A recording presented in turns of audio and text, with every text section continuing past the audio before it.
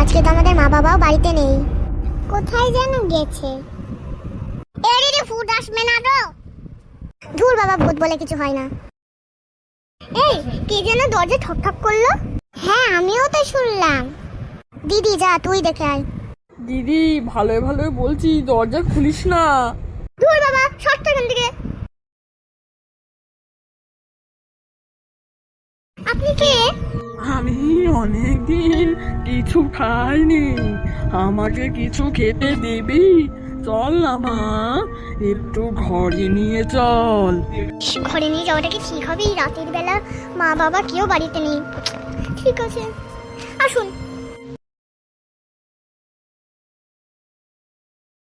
এটা কে দিদি?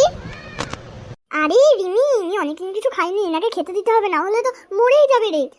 আপনি এখানে বসুন। কথায় রিমি, তোরা আমার সাথে আয়। এ ভাই, আমরা আর একা থেকে কি করব, আমরাও যাই চ।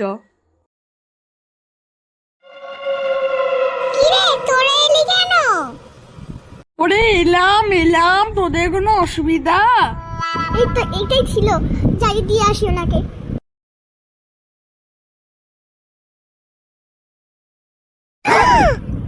হা হা হা হা হা, আমি হয়ে গেছি অমর।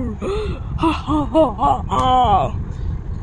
তোরা আমার দিদিকে মেরেছিলিস না, ওই কারণে আমি তোদেরও মেরে ফেলবো।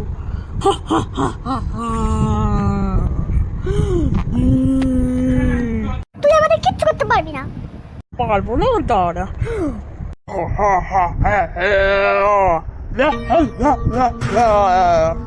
কৃষ্ণায় বাসুদেবায় হরায়ে পরমাত্মনে প্রণতঃ ক্লেশনাশায় গোবিন্দায় নমো নমঃ।